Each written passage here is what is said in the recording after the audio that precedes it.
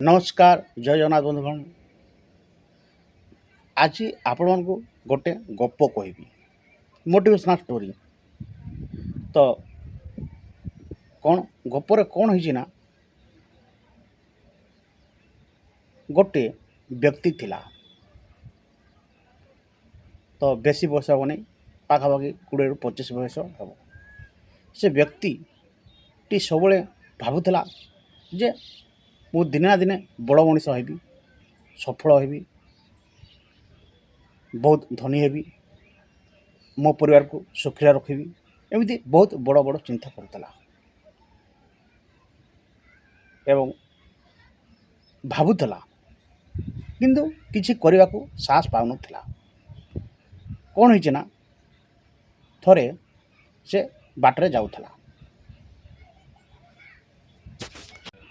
से जाऊ जाऊ बाटरे जड़े वृद्ध व्यक्ति को देखला।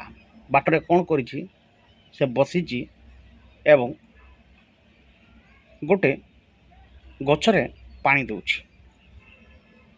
सकाळु दिए, एमती रूटीन टाइम रे से बारंबार दिए, टाइम टेबल फिक्स करी। तो से व्यक्ति वृद्ध व्यक्ति को कहला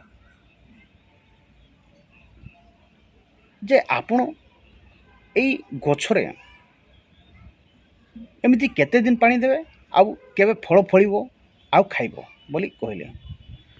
तो व्यक्तिटी जतले वृद्ध व्यक्ति कहला, वृद्ध व्यक्तिटी एतर भाविला जे बापा तुम गोटे भल कथाटे कहल। तो पिलाटी एतर वृद्ध व्यक्ति को अनेक रहिला, मु केमिति भल कथाटे कहली, मु तो सेटा कहूची हो, आपण केबे पानी एमती देउथिबे आ केबे फल हेबो आ खाइबे केबे, आपण तो मरी जिवे बोलिक कहले। तो वृद्ध व्यक्ति कहला, ठीक कहल बापा, मु केबे हेबो आ केबे खाइबी, ठीक कथाटे कहल, किंतु केबे देले फलटा खाइबी आ किए करि देथिले मु फलटा खाइबी बोलिक एमती कहले। पिलाटी से 20-25 बयस व्यक्तिटी भाविला, सत कथा कहूँ, अब किए करदेले खाइब बा केबे हेइदेले पानी देदेले से फलटा पाइब एमती कहला। तो वृद्ध व्यक्ति तापरे से युवक व्यक्ति को गोटे आंब चाराटे देला। कौन देला? आंब चारा। तो से आंब चाराटी धरी युवक जो धरी, वृद्ध व्यक्ति कहला, एटा कौन कर जान बापा, एटा तमें प्रतिदिन पानी दियो, आ देखिबो फल निश्चय पड़ो। युवक व्यक्ति कहला, मु पारिबी नाही हो बाबा, मु पारिबी नाही।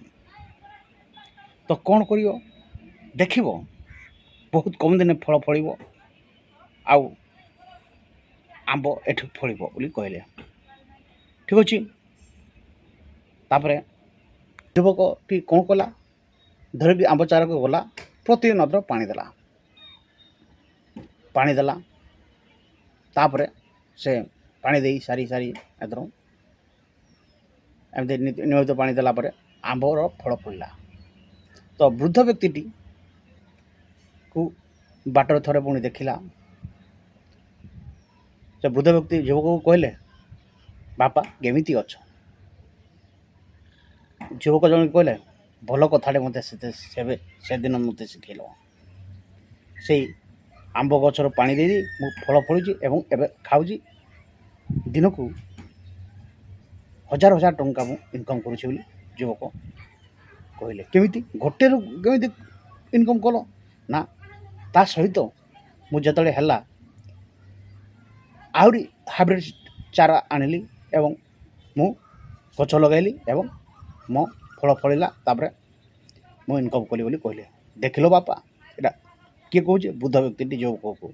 देखिलो बापा, आम जीवन रो स्वप्न देखा बहुत दरकार, किंतु स्वप्न देखिले कौन हम, स्वप्न को वास्तव में परिणत करने आमको छोट छोट पदक्षेप ना पड़ो। आ छोट छोट भूल कले आम केवे आग को जापारानी। हेउ न हेउ कंसिस्टेंटली जदि आम करवा, छोट छोट पदक्षेप ना ताले बड़ सफलता पाइबा। तो युवकटी ठीक कहला, ଏବଂ ଧନ୍ୟବାଦ ଜଣାଇଲା ବୃଦ୍ଧ ବ୍ୟକ୍ତିକୁ। ତ ବନ୍ଧୁଗଣ, ଏଠି ଆମେ କ'ଣ ଜାଣିଲେ? ଏଠି ଜାଣିଲେ ଯେ ଆମକୁ କିଛି ବଡ଼ କାମ କରିବାକୁ ଗଲେ ଛୋଟ ଛୋଟ ପଦକ୍ଷେପ ଦରକାର, ଯାହାକି ପ୍ରତିଦିନ କନସିଷ୍ଟେଣ୍ଟଲି କରିବା ଦରକାର।